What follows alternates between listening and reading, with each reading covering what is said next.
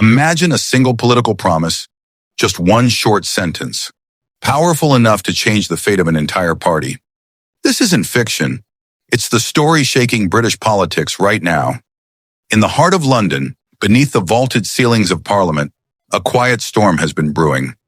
The story of Keir Starmer and Rachel Reeves. Rachel Reeves, once hailed as the voice of economic reason, now finds herself trapped between two fires: the promises she made to the public and the harsh financial reality no one can escape. But to understand how she ended up here, we need to rewind the clock. Back in January 2024, then-Chancellor Jeremy Hunt made a bold move. He cut national insurance contributions for employees. People cheered, the headlines glowed, and for a moment, it felt like relief. But behind the smiles, Hunt knew exactly what he was doing. This was a political time bomb disguised as generosity. A few months later, he announced yet another cut, even hinting he might abolish employee contributions altogether. Experts called it the biggest electoral bribe in modern British history, a £10 billion a year black hole in the Treasury's accounts. And Hunt knew the Conservatives wouldn't be around long enough to deal with the fallout. Then came the twist. During Labour's campaign, Rachel Reeves stood before the cameras and promised, with conviction, that a Labour government would not raise income tax, VAT, or national insurance. It sounded reassuring, decisive, the kind of promise voters love. But it was the promise that would later cage her completely. Fast forward to today, Labour is in power, but the numbers don't add up. The NHS is under strain, schools are crying out for funds, local councils are on the brink of collapse, and Reeves can't touch the main sources of tax revenue because of her own pledge. It's the perfect political trap. Now imagine yourself in her place. You know the solution. You know what must be done. But every move risks breaking the very promise that helped you win. What would you do? Would you keep your word no matter the cost, or break it to save the country from financial ruin? Tell us what you'd choose down below here on England. Now 7, because your opinion is what makes these stories worth telling. The irony is that history has seen this all before. In the 1960s, Harold Wilson's Labour government faced a similar dilemma. They refused to devalue the pound straight away, hoping to avoid embarrassment. But 3 years later, they were forced into a humiliating U-turn.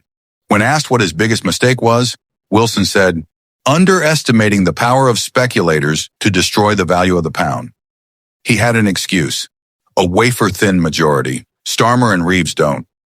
Meanwhile, the question echoing through Westminster is simple. Can Britain maintain strong public services without higher taxes? The data says no.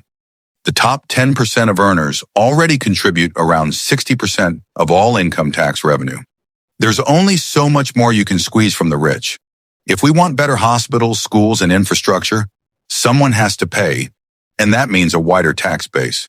But Reeves has chosen to speak in the same language the Tories used, warning about the tax burden instead of explaining that tax is the price we all pay for civilization. Across Northern Europe, from Denmark to Sweden, citizens pay more in tax but receive far better services. In Britain, we pay less but expect the same. That gap in between expectation and reality is what's tearing the system apart. The real issue isn't numbers. It's courage. The courage to stand before the nation and say, yes, taxes will rise, because that's how we build a fairer, stronger Britain. But so far, no one dares to speak those words. And so the cycle continues. Politicians promise relief, voters demand more services, and reality quietly keeps the score.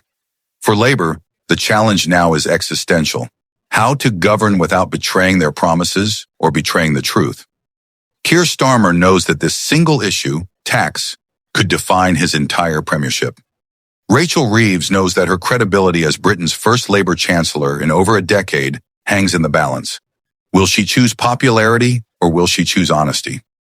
So to all of you watching on England, now 7, what do you think? Should the government tell people the hard truth that real change costs real money, or keep pretending that growth alone will fix everything? Your thoughts shape the debate, so let us know below. Because when the story of this political chapter is written, historians may look back at 2024 not just as another election, but as the moment Britain stood at a crossroads between fantasy and honesty, between promises and progress. And the lesson will be the same as always. In politics, nothing is more dangerous than a promise made in haste, and nothing more powerful than the courage to tell the truth. Sources: The Guardian, BBC News, Office for Budget Responsibility, Euronews, Institute for Fiscal Studies.